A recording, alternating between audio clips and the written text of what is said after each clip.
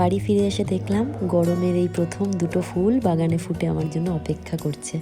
Orange কালারের যে ফুলটা দেখলে, এটা মনে হয় খুব সম্ভবত লিলিরই কোনো একটা ভ্যারাইটি হবে।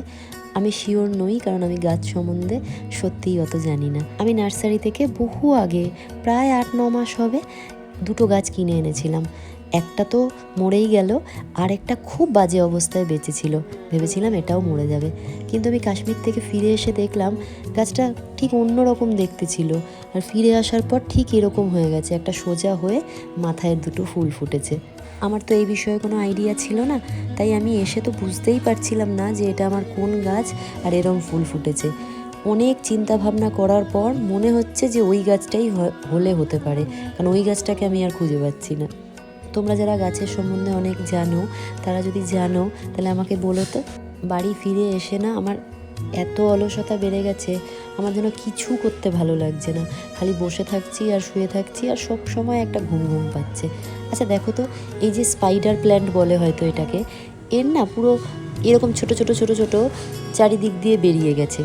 এগুলো তো হয়তো চারা, এগুলো থেকে অন্য গাছও হতে পারে, কিন্তু এত গাছ তো লাগানো সম্ভব না। আমি কয়েকটা লাগিয়েছি, মানে মেইন গাছটার থেকে কিছু ডালের মতো অংশ বেরিয়ে মাথার মধ্যে এরকম ছোট ছোট গাছগুলো হয়ে আছে। এগুলো কি কেটে বাদ দিয়ে দেওয়া যায়? আমি না ঠিক জানি না, তাই আমি এরমভাবে তো রেখে দিয়েছি।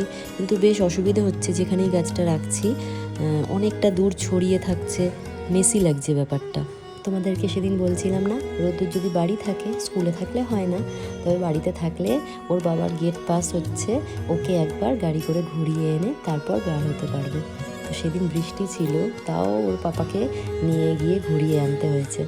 এই রবিবার ভেবেই রেখেছিলাম যে আর কিছু না করলেও আমি এই আমার সামনের জায়গাটাকে খুব ভালো করে পরিষ্কার করব। প্রথমে তো নিজেই একা একা করেছি এই পাশটা, কিন্তু আর পারছিলাম না। অনেকটা বড় জায়গা আর অনেকগুলো টব থাকে, তো পুরো সরিয়ে সরিয়ে একার দ্বারা সত্যিই সম্ভব নয়। তাই প্রথমে দিদিকে ডেকে নিলাম, দিদি এসে আমাকে অনেকটা হেল্প করে দিয়েছে। আসলে ফুলের টবগুলো সরিয়ে সরিয়ে মাঝে মাঝে একটু পরিষ্কার না করলে না, মাটির একটা দাগ টাইলসের ওপর পড়ে যায়। আমাদের এই বাইরের জায়গাটা এই দিদি পরিষ্কার করে রাখে, ঝাড় দেয়, মাঝে মাঝে মুছে দেয়, কিন্তু মাঝে মাঝে একটু ডিপ ক্লিন না করলে আর সেটা তো একার দ্বারা হয় না।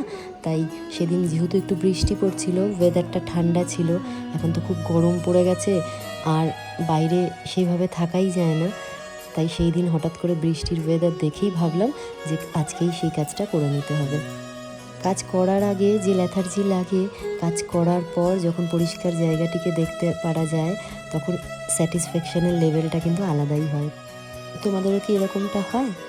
তোমরা ভালো থেকো, ভালো রেখো।